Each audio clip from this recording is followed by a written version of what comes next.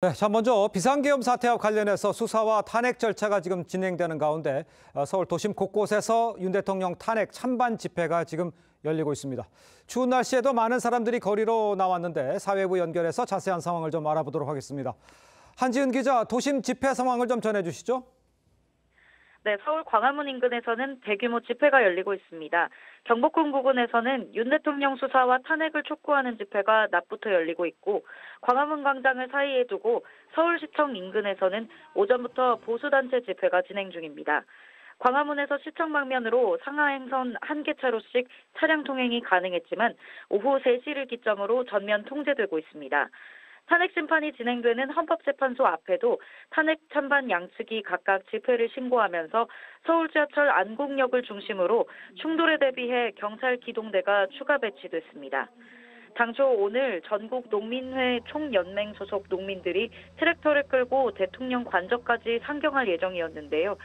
교통불편 등을 이유로 경찰이 제한 통고를 냈지만 농민들은 트랙터를 끌고 서울로 향했습니다. 먼저 상경한 30여 대 트랙터 중 3대가 서울 진입에 성공했지만 동작대교 부근에서 가로막혔습니다. 다른 트랙터들은 경기 과천시에서 서울로 넘어오는 남태령 고개 부근에서 서울 진입을 시도 중입니다.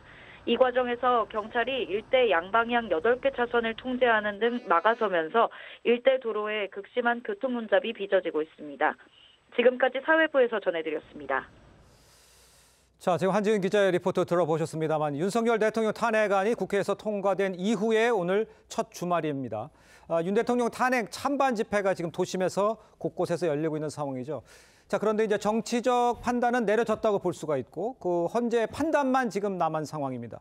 그런데 이제 이렇게 장외에서 헌재에 이제 촉구하는 집회가 열리는 거, 글쎄요, 정치적 판단은 내려졌고 사법 판단을 기다리면 될 것 같은데 이렇게 야외에서 장외 집회가 열리고 있다. 윤기찬 부위원장께서는 어떻게 평가를 하세요? 각자의 이제 국민 시민들께서는 이제 네. 탄핵이 조계되는 게 좋은지 결정이 아니면 정상적인 절차를 거쳐서 되는지 또는 반대하는지 찬성하는지 이런 것들에 대한 의사표현을 집단적으로 하는 것은 큰 문제가 없다고 봅니다. 그런데 이제 정치권이 이 그 시민 국민들께 뭐 와달라거나 또는 오지 말라거나 이런 식으로 지금은 이제 국정 안정을 위해서 정치권이 뭐 여야정 협의체도 꾸리자 뭐 이런 취지의 전국 흐름인데, 그렇죠.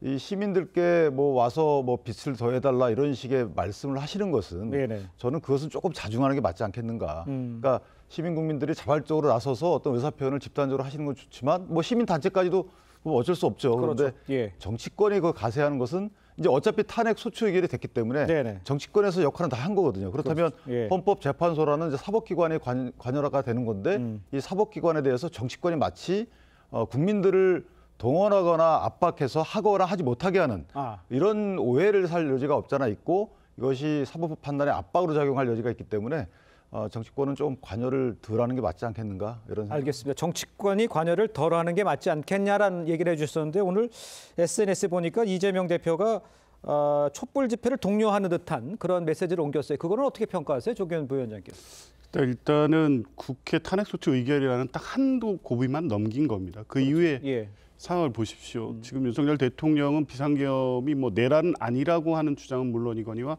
정당했다는 주장을 이어가고 있습니다. 이후 계속해서 이 헌법재판 절차라든가 수사 절차를 지연하면서 협조하지 않고 있고요.